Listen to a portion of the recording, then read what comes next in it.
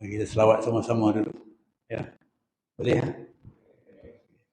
Sallallahu ala Muhammad sallallahu alaihi wasallam.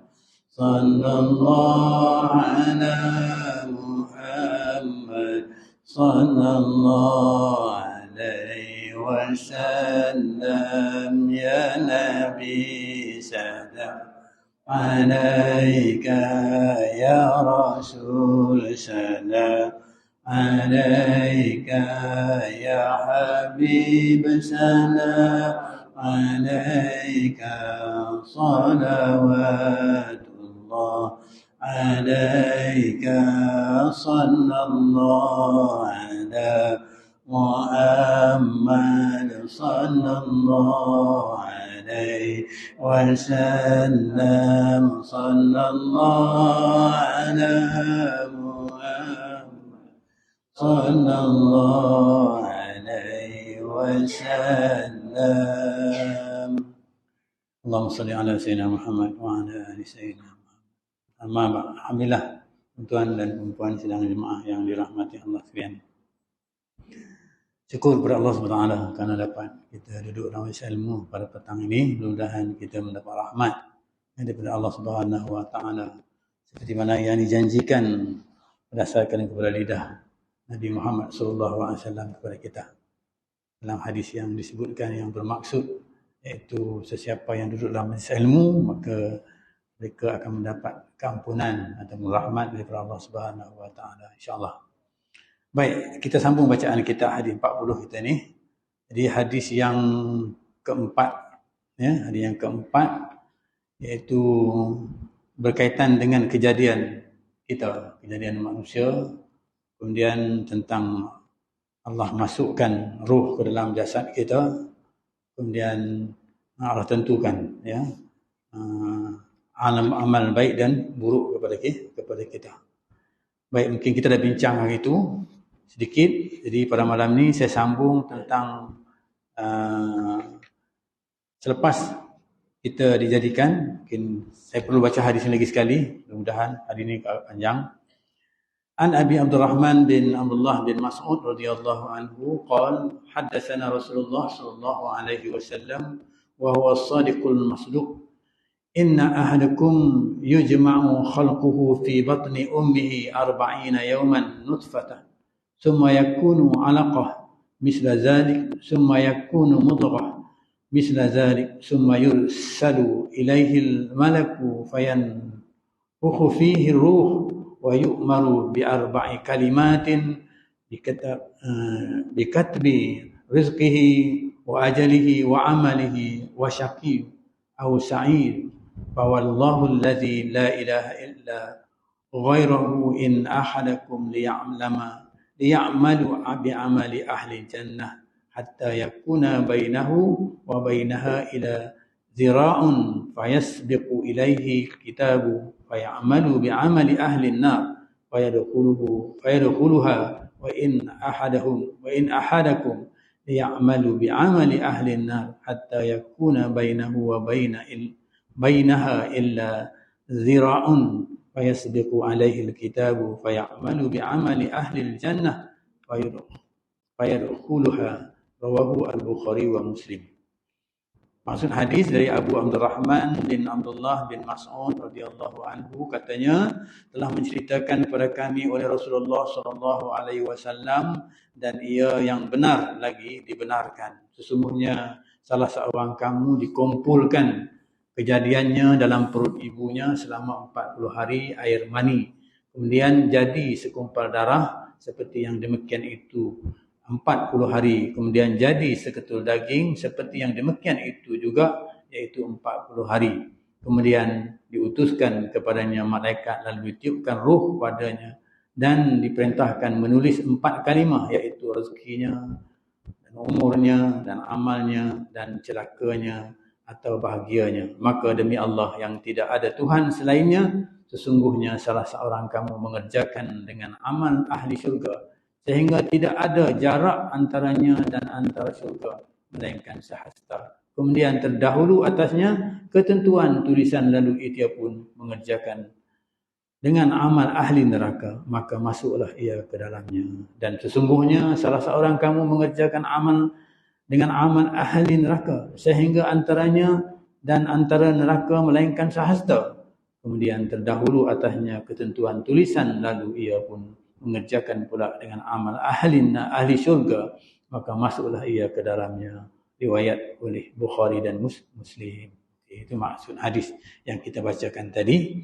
Di kesimpulannya, maksudnya Allah sebut dekat sini, Nabi sebut kat sini, Allah jadikan kita ya daripada darah, daripada mani, kemudian darah, seketul darah, kemudian daripada seketul daging, kemudian terbentuklah manusia, anggota-anggota yang lain. Selepas itu Allah masukkan 4 perkara yang disebutkan di sana tadi, iaitu rezekinya, umurnya, amalnya, dan celaka atau bahagianya, kehidupannya.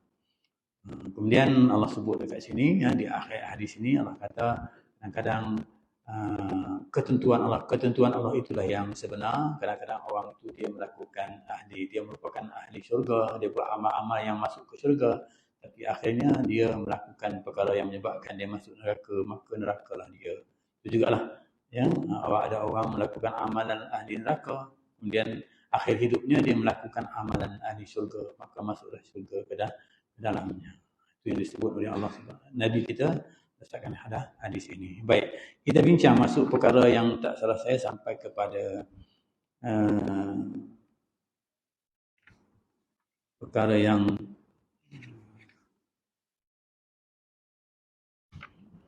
kejadian manusia ditulis, tidak masuk kepada perkara yang ditulis 4 kalimah semasa dalam kandungan. 4 kalimah tadi ya. Bila dah kita katakan bila dah cukup kandungan itu lebih kurang 4 bulan ya, lalu ditiupkan. 4 bulan ni lebih kurang dalam 120 hari lah kan, 30 hari kan, ditiupkan ruh ke dalamnya ya.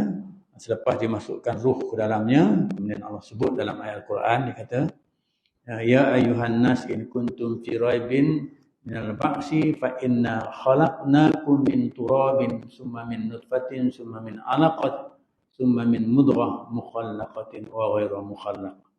Hai manusia, Allah SWT Al-Quran, jika adalah kamu dalam keraguan tentang hari kebangkitan, hari kiamat, kamu tak yakin dengan hari kiamat, maka fikirkan bahawa sesungguhnya kami telah jadikan kamu dari tanah Adam, kemudian dari setitik air mani, kemudian dari seketul darah, kemudian dari seketul daging, yang sempurna kejadiannya dan yang tidak sempurna kejadiannya. Kejadian sempurna itu jadilah manusia. Kejadian yang tak sempurna itu maksudnya dia gugur, tak jadi. Gugur maksudnya. Ada juga kandungan kadang-kadang tak jadi, dia gugur. Itu maksudnya yang mana kita yang tidak sempurna kejadiannya, gugur. Ada juga yang dimaksudkan tidak sempurna itu mungkin dari sudut anggotanya dan segalanya lah. Tapi di sini maksudnya tak sempurna ni tak dilahirkan. Okey.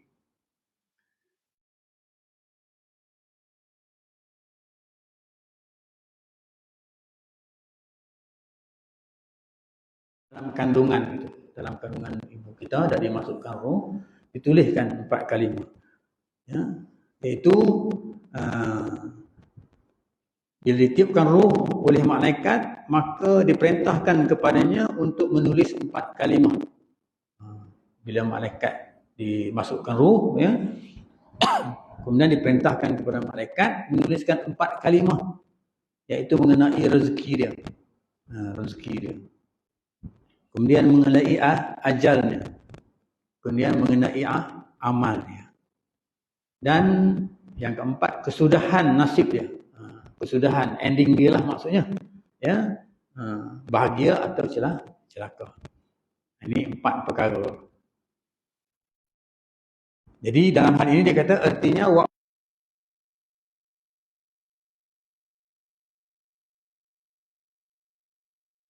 jadi maksudnya Allah dah catat dah. Maksudnya rezeki itu banyak ke sikitnya dah tentulah, banyak itu saja. Dah catat dah, dah tentukan dah. Dah tentukan benda itu. Dengan cara yang payah ataupun senang. Dengan cara dia dapat rezeki itu payah ke ataupun senang. Ada orang dapat rezeki itu payah. Kan ada orang dapat senang. Ya, itu bahagian lah kita kata. Ketentuan Allah Subhanahu Wa Taala. Itu kita tekankan tentang keyakinan qada dan qadar itu.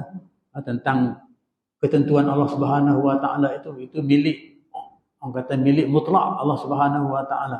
Kan? Maksudnya milik mutlak. Kita tak tahu hal itu. Ya, jadi banyak kata mungkin kita dapat banyak itu, tapi dalam banyak itu mungkin kita digolongkan dalam golongan yang dah kaya, kan? Mungkin banyak yang kita dapat itu mungkin digolongkan dalam golongan yang sedikit. Itu kita tak dapat. Itu Allah yang tentukan, kan? Sama ada kita dapat dengan cara yang senang ataupun dengan jalan yang haram ataupun dengan jalan yang halal. Itu semua dah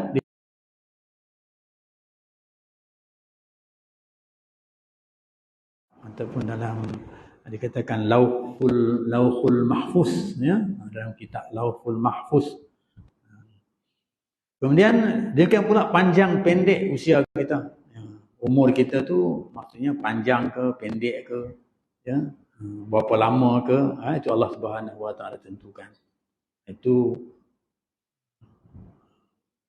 orang yang beriman pastilah tidak gugat dengan keadaan ini, ya. Bila disebut maksudnya Allah tentukan, maka kita dah serah kepada Allah dengan keyakinan kita, rukun iman yang 6 itu. Antaranya disebutkan percaya kepada hari kiamat, ya. Kemudian yang akhir sekali iaitu tentang qada qadar, ketentuan baik dan buruk daripada Allah Subhanahu Wa Taala. Kemudian dalam riwayat Ibnu Mas'ud, hadis yang lain ada diterangkan bahawa apabila air mani nutfah telah bertempat dalam rahim, ya, maka malaikat terus mengambil dengan tapak tangan. Ini hadis Ibnu Mas'ud menceritakan, mengambil dengan tapak tangannya seraya berkata. Jadi mungkin kita tanya agak, malaikat ni macam kita ke? Ada tangan, ada tapak tangan. Itu wallahu a'lam. Tak tahu. Kita tak nampak. Kan? Tapi disebut oleh Ibnu Mas'ud macam tu. Kan?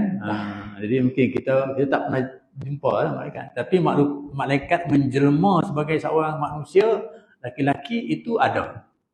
Kan? Jadi kalau dia boleh menjelma dirinya sebagai seorang laki-laki, maka dia ada tapak tangan macam kita lah. Kan?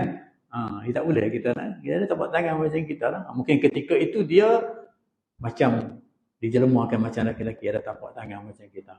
Itu dia katakan di sini, diambil air mani itu dan mengambil dengan tapak tangannya seraya berkata. Dia berkata kepada Allah Subhanahu Wa Taala, kata Ibnu Mas'ud, hai Tuhan, Allah lah, hai Tuhan, adakah hendak dijadikan kejadian ini atau tidak? Nak jadikan tidak? Di dalam rahim, nak jadi ke tidak ni istilahnya. Apabila Tuhan menjawab tidak dijadikan, maka air mani itu dicampakkan ke dalam rahim yang berdarah, dalam tempat yang tak subur lah. Kalau istilah saintisnya, maknanya tak subur lah, kan? Istilah saintifiknya tak subur. Diletakkan dalam bahagian yang tak subur lah, kita kan lah, berdarah dan tidak bernyawa. Tak subur maksudnya dia yang berdarah. Berdarah ni maksudnya kalau istilah maaf sebut lah, kalau perempuan tu datang bulan haid kan, itu maksudnya dia bagi bahagian tu lah, dia bagi bahagian keluar bersama dengan haid itu, gitu, dengan darah haid itu.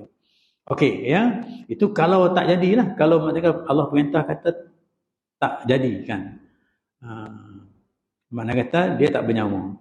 Tapi kalau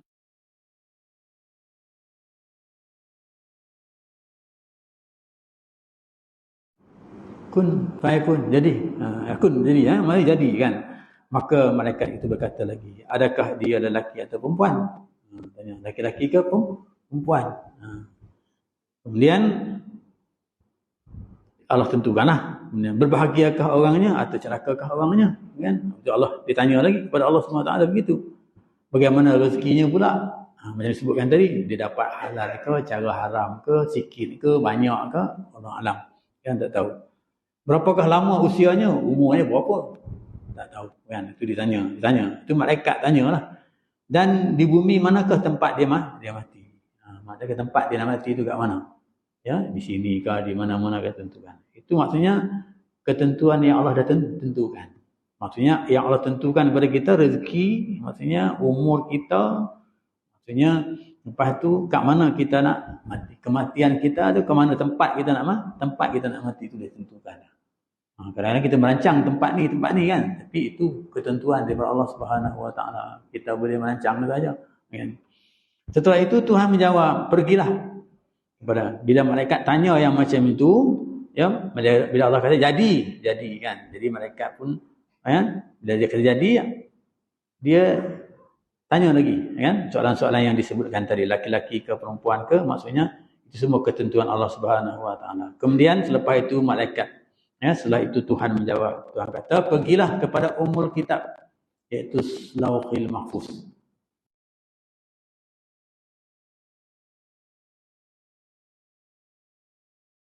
Segalanya itu ada di sana.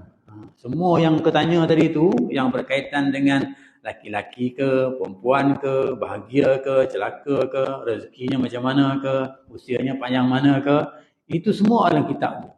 Dalam kitab Lauhil Mahfuz tu. Aku tengok kat sana. Contohnya macam itulah. Kata Allah Subhanahu Wa Taala kepada malaikat. Kemudian malaikat pun pergilah ke tempat yang tersebut, lalu dia catat satu persatu, disalinnya satu persatu hingga kepada sifatnya yang kecil, sifat yang paling kecil sekali lah, tak ada yang tertinggal, semuanya ada belakang dalam itu. Dari segi yang malaikat catat itu. Jadi kat sini mungkin kita kata malaikat tahulah. Malaikat tahu sebab malaikat catat kan, kali-kali ni sudah kita kan, yang lain semua tak tahu, kita tak tahu, yang malaikat tak kan, malaikat kan.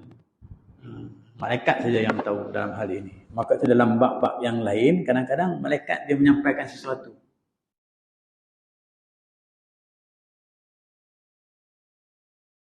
Kepada Nabi kita Muhammad,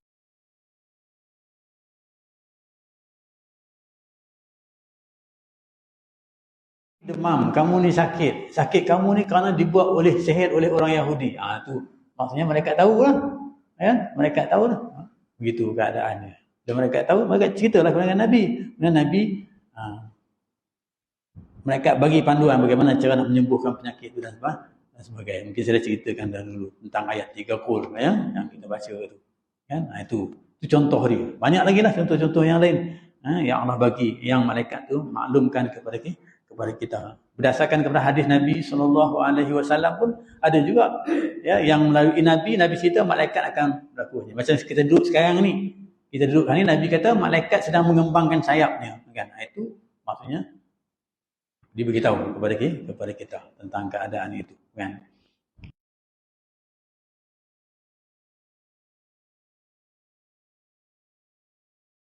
Tuliskan baginya ada ketetapan bagi kehidupan dunia ini. Kehidupan dunia ini adalah ditentukan dunia dan akhiratnya. Tetapi dia sendiri tidak mengetahui bagaimana tulisan itu.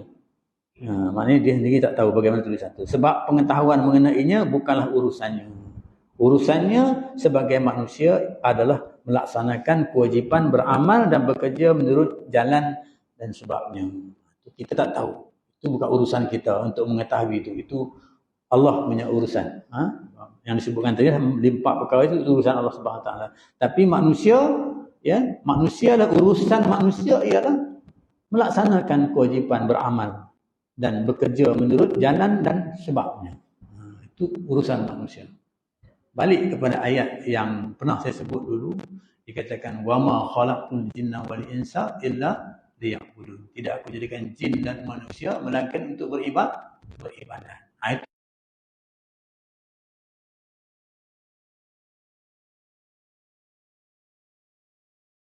Itu tak usah kira. Kan? Tak jaga. Bukan untuk kamu nak mengetahui benda itu. Kan? Itu. Jadi itu kerja kita, iaitu untuk kita melaksanakan tanggungjawab kita kepada Allah Subhanahu Wa Taala, iaitu dijadikan kita ini dengan tujuan untuk kita beribadah kepada-Nya. Dalam setiap waktu kita dalam keadaan beribadat kepada Allah Subhanahu Wa Taala. Kan? Jadi itu yang dijelaskan kepada kita berdasarkan terangan dalam kitab ini. Okey. Itu isu yang kedua, kan? Isu yang pertama tentang kejadian, kemudian isu yang kedua tentang Empat perkara tadi. Kita bincang sikit fikiran kita kan. Kalaulah Allah Subhanahu Wa Taala jadikan kita jasad kita, jadikan jasad kita. Kemudian yang empat tu dia tak bagi, kosong lah. Jadi kita fikir sendirilah, bukan kita dalam kitab ni. Kita nak berfikir, kita belajar, kita berfikir kan. Kosong. Bila kosong mana jasad tu hidup tak? Dia tak hidup lah. Dia tak masukkan roh, dia tak hidup. Sebab roh itu Allah punya. Allah saja yang boleh buat roh, orang lain tak boleh buat roh.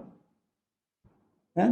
Sampai berkenaan dengan ilmu tinggi macam mana pun, maksudnya seseorang itu dia mendapik dada macam dia orang yang alim, orang yang berilmu dan sebagainya. Dia sebut tentang roh ni, maka tak mampu sesiapa pun nak buat roh ini, melainkan Allah Subhanahu Wa Taala sahaja. Allah Subhanahu Wa Taala aja dia nak bagi dengan ikhlas, dia nak bagi, nak masukkan roh tu atau tidak. Kan? Dia yang menentukan perkara itu. Tadi dia dijadikan satu prosesnya. Kemudian nak masuk benda tu. Kan? Benda tak masuk, kosong, tak hidup benda itu. Jadi kalau tak hidup benda tu, maksudnya di sini tak berfungsi lah apa yang dia lakukan. Kan? Jadi di sini kita nak berfikir ni. Kan? Kita tahu Allah itu adil. Allah itu adil. Adil tu orang dia letakkan di tempat yang sebenarnya. Itu adil. Tempat yang sepatutnya. Tiba-tiba dia buat setengah aja. Dia buat manusia, badan saja, roh dia tak masuk. Jadi mungkin pada kita tak adil lah kan. Maka sebab itu Allah masukkan roh. Dia masukkan roh dan nak lengkapkan kejadian itu.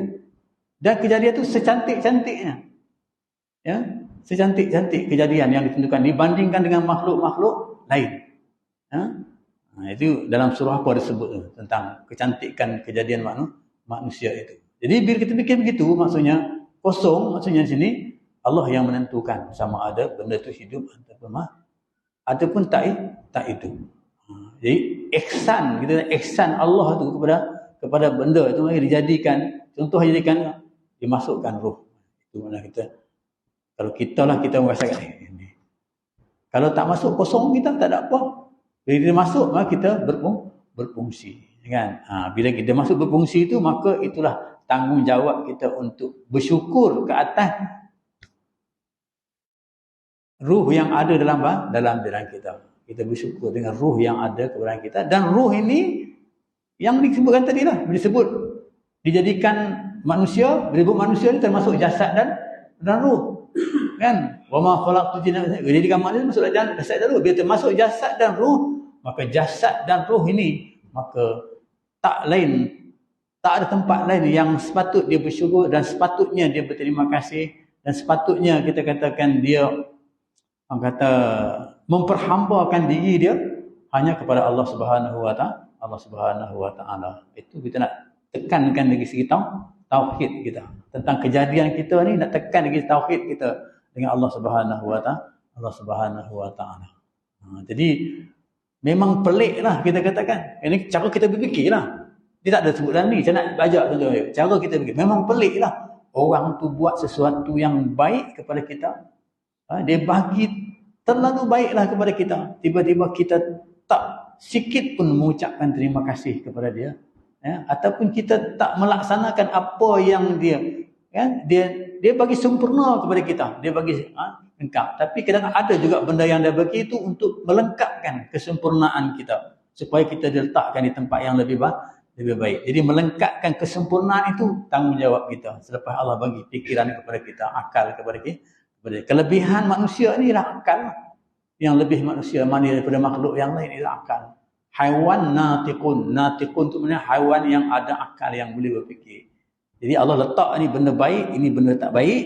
Kan? Jadi Allah bagi akal untuk berfikir. Jadi untuk berfikir dengan akal ni, ini dia katakan ilmu. Sebab tu kita perlu ilmu untuk kita berfikir mana tempat kita nak pergi. Siapa yang perlu kita ucapkan terima kasih? Siapa yang perlu kita begitulah keadaan dia.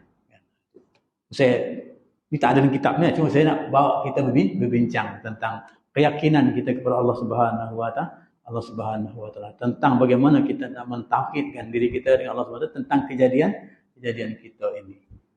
Kan? Kita sebagai manusia kita tengok benda yang lain. Tengok kereta, kita buat kereta.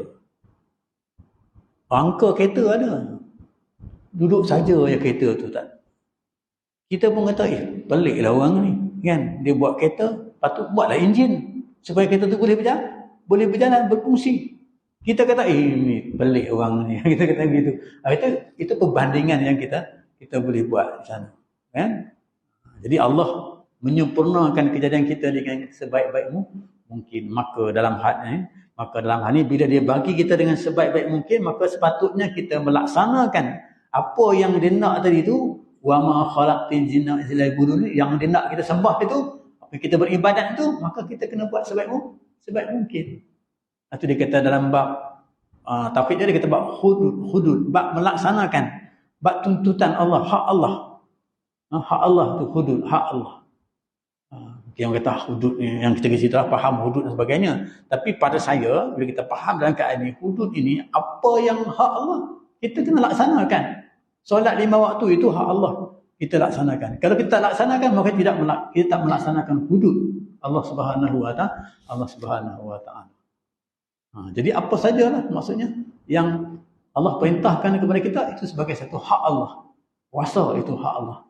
Ya, sebab dia tuntut kita. Jadi itu kita kena laksanakan. Dalam bab dia kata, itu tanda kita beriman dengan Allah Subhanahu wa Ta'ala. Tak baik macam mana pun, maksudnya sekurang-kurang macam mana pun, dia kata maksudnya mesti dengan tindakan kita ke, dengan macam-macam maksudnya. Tanda ni kita ni beriman dengan Allah Subhanahu wa Ta'ala. Contohlah kita katakan kita benci kepada orang Yahudi. Bisa kita tentang orang Yahudi begini-gini kan, orang Yahudi baik, buat orang Kristian, buat orang Islam macam ni dan sebagainya. Kita tengok kebencian itu kita mesti tunjukkan tanda kita beriman. Tunjukkan kebencian itu. Sebab Allah laknat orang Yahudi kebencian. Jadi kalau istilahnya ada orang kata nak tunjuk pasal benci kita, kena pergi buat perasaan, tunjuk. Buat orang kata macam-macam lah, pergi buat tunjuk perasaan dan sebagainya kan. Kat sana kan. Mungkin kita tak boleh pergi. Atas sebab-sebab tertentu lah. Kan, kita tak boleh pergi. Sekurang-kurangnya nak tanyakan, nak nantikan kita ni orang yang beriman, yang membenci orang Yahudi yang dilaknat oleh Allah SWT. Setidak-tidaknya benci itu ada dalam diri kita. Itu pun sudah cukup untuk menandakan yang kita ni beriman. Kerana kita benci kepada orang Yahudi yang dilaknat oleh Allah SWT. Tapi kalau tidak ada apa-apa dalam hati kita, biasa saja, maka tak boleh kita dakwa yang diri kita ni beriman kepada Allah SWT. Itu bab yang dikatakan keimanan. Kita nak masuk dalam bab keimanan, bab tauhid. Okey. Seterusnya kita tengok di sana pula, sehatta sahaja dengan neraka atau syurga. Ini kisah yang akhir sekali dalam hadis ini, nak ceritakan kepada kita bagaimana kedudukan kita. Kita nak ke mana? Kita nak supaya kita ni syurga. Ya, walaupun kita benar, kita ni biarlah kita kata syurga, kemudian biarlah neraka tu kita tolak. Allahumma inna nas'aluka ridhaka wal jannah wa na'udzu min sakhatika wan nar. Kita nak Allah redhakan kita dalam syurga, dan kita minta Allah tolak kita daripada neraka. Itu yang kita minta. Tapi kenapa disebut di sini sahasta saja dengan neraka atau syurga? Setelah Rasulullah SAW menerangkan bahawa seorang manusia telah dituliskan 4 kalimah tadi, ya, iaitu rezeki, mati, amalnya kan, dan bahagia hidupnya, ya, dituliskan 4 perkara tadi.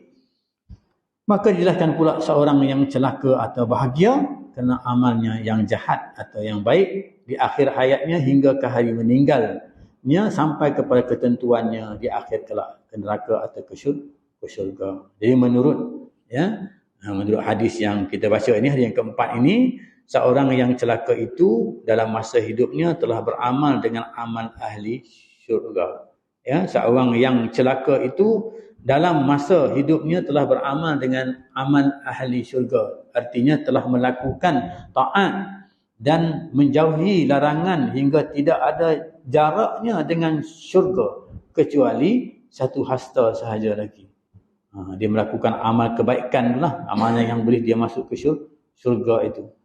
oleh terlampau dekatnya kepada syurga itu dan tidak ada halangan kecuali ia belum lagi mati, ya, dia belum mati lagi, kan, dah dekatlah nak masuk syurga ini, kan, dengan amalan-amalan yang dia lakukan itu, tetapi nasibnya adalah malang kerana suratannya telah lebih dahulu menetapkan yang ia ahli neraka. Suratan tu maksudnya yang tadilah, yang maknanya kata dalam hadis ni yang mendahului, ya, mendahului, ini istilah dalam hadis kita mendahului. Suratan tu dah tentu, Allah dah tentukan dah, kita tak tahu macam mana, tapi Allah yang tentukan, maksudnya Allah dah tentukan, Allah yang tahu dalam hal yang itu. Jadi kita suratan tu mana sehasta saya lagi, oleh terlampau dekatnya dengan syurga itu dengan tidak ada halangannya kecuali ia belum lagi mati, maka nasibnya adalah malang kerana suratannya telah lebih dahulu meletakkan ia ke ahli neraka. Kan ini qadar atau ketentuan Allah. Lalu berubahlah hatinya, bertukarlah sikap dan corak hidupnya. Ini belum mati lagi, kan? Kalau dulu semasa mudanya adalah orang soleh, sekarang di masa tua adalah orang yang fasik. Dia bertukar keadaan itu. Dan dalam keadaan yang demikian ini, akhirnya dia mati. Ya, masa sedang asyik melakukan perbuatan ahli neraka, kerana ini masuklah dia ke dalam neraka. Na'udzubillah min zalik. Kan, jadi maknanya panduan tu dah ada. Walaupun ketentuan tu dah ada, maksud Allah tentukan dah sini. Kan? Tengok kita kat mana? Tengok kita ni, kita rasa kita ni baik kan? Okey. Tapi sampai ujungnya ilmu tadi, berdasarkan ilmu itu adalah ilmu penting kepada kita. Jadi ujung itu tengok kenapa kita lain. Kan? Istilahnya kalau orang kata gelong sikit dia ni, kan? Bila dah hujung ni dia gelong sikit, dia tak macam yang hari tu. Kan kita kata begitu keadaan dia.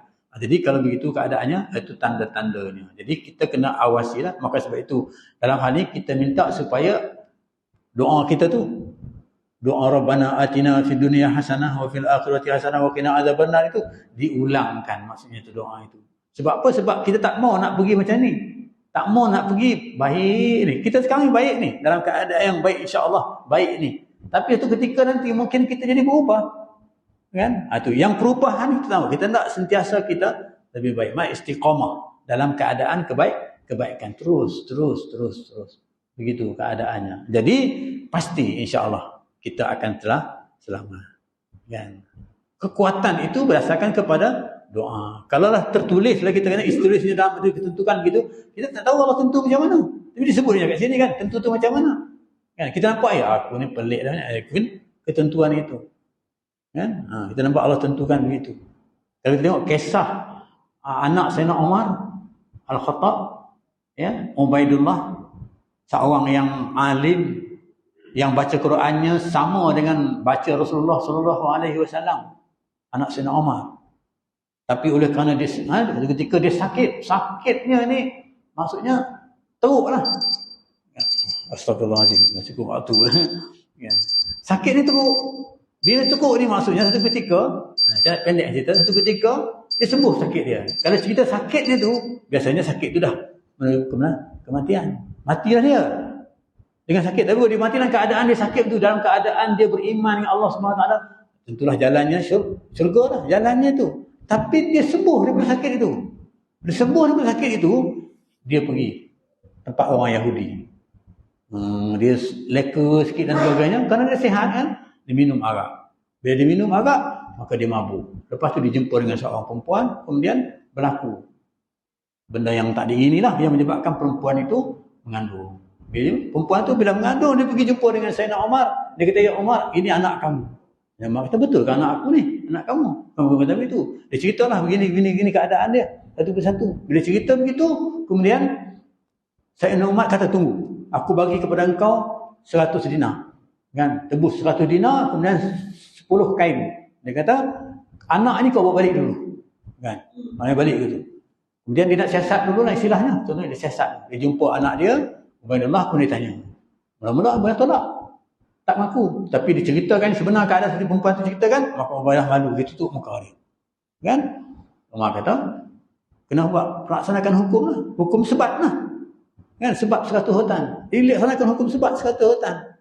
Bila hukum sebat 100 hutan, Itu maksudnya kita nampak ke sebat satu hutan. Habis satu hutan sebat, mati anak dia. Ya, Ubadah tu mati. Bila Ubadah tu mati, maksudnya di bumi ditanam dan sebagainya. Kisahnya sangat menyayat hati lah kita dengar kan. Tapi saya nak shortkan cerita ni, nak ambil mafhumnya. Jadi dia sampai begitu keadaannya, maka dia mati. Bila dia mati dalam keadaan kematian ni, mati yang kita nampak, mati dalam keadaan yang tak baik lah. Mati dalam keadaan kena hukum contohnya. Tapi hukum sebat itu dah dilaksanakan, hudud tu dah dilaksanakan ke atas dia. Kan? Dilaksanakan Sayyidina Umar ke atas anaknya itu. Kan? Jadi dikumikan dan ditanam. Pada zahirnya kita nampak ini tak. Tapi bila dia dikumikan, ya, Ibnu Mas'ud, ya, seorang ulama tak hadis lah maksudnya, bukan Ibnu Mas'ud, ya, iaitu Ibnu Abdullah, ya. Lepas tu dia pun, saya tak pasti nama yang sebenar, kan, dia bermimpi, ya, bahawa Ubaidullah ini, ya, berada bersama dengan Nabi Muhammad SAW dalam syurga. Maksudnya kita tengok ketentuan kematian seseorang itu, kan, kematian seseorang itu kita nampak dalam keadaan yang, bila dia, kalau dia lah mati dalam keadaan dia berzina tadi, kan, kemudian sebelum tu dia mati tu kan, dia mati, maka mati dalam apa. Tapi sakitnya menyebabkan akhirnya dia sampai kepada peringkat yang mati yang begitu keadaannya. Itu ketentuan Allah Subhanahu Wa Taala. Jadi di sini maksudnya bukan maksudnya keburukan seseorang itu, ya, boleh menyebabkan dia mati dalam keadaan yang tak baik. Maksudnya di sini sebab dia kata doa silahul mukminin. Maksudnya doa itu ialah senjata bagi orang mukmin. Jadi kita kena sentiasa berdoa supaya kita jangan menuju ke arah yang baik, kemudian akhirnya kita terbalik kepada yang tak baik. Dan kita dalam keadaan tak baik itu kita ni, kan? Jadi sebaliknya kalau kita dalam keadaan yang tak baik itu, kita berusaha ke arah untuk menjadi yang baik, dan kita berusaha ke arah untuk mati dalam keadaan yang baik. Itu kalimah, dengan menyebut kalimah Allah Subhanahu Wa Taala, la ilaha illallah, dalam keadaan beriman dengan Allah Subhanahu Wa Taala, ataupun dalam keadaan kita ni dalam keadaan buat baik bersama kepada Allah Subhanahu Wa Taala. Okey, itu kita nampak, kan? Kita sempurna juga sebab masa tak mengizinkan. Sikit masa sekarang ni waktu maghrib singkat sangat dengan isyak, kan, tak sampai 1 jam gitu kan. Jadi minta maaf, ya, kerana masa sikit, ya. Jadi itulah hadis pada malam ni yang insya-Allah saya sambung sikit lagi supaya penjelasan ini lebih jelas lagi, ya, pada masa yang akan datang insya-Allah, ya. Jadi tak sempat kita habis hari ini pada malam ini. Sikit je lagi kita selesaikan.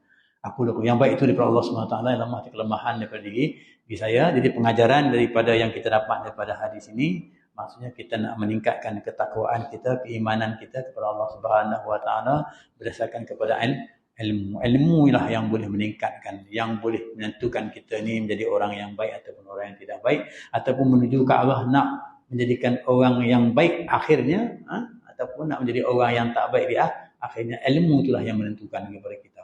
Sebab itu kita dituntut, wajib menuntut ilmu yang berkaitan dengan agama kita, supaya mudah kita menuju ke destinasi yang kita kehendaki. Aku qouli hadza wa astaghfirullah. Assalamualaikum warahmatullahi wabarakatuh. Bismillahirrahmanirrahim. Alhamdulillahirabbil alamin wassalatu wassalamu ala asyrafil anbiya'i wal mursalin wa ala alihi wa sahbihi ajma'in. Allahumma ij'alna minat tawwabin wa ij'alna minal mutatahhirin wa ij'alna min ibadikas shalihin. Allahumma ij'al jam'ana hadza jam'an marhuma wa tafarruqana tafarruqan ma'suma. Rabbana atina fid dunya hasanah wa fil akhirati hasanah wa qina adzabannar. Walhamdulillahirabbil alamin. Taqabbalallahu minkum.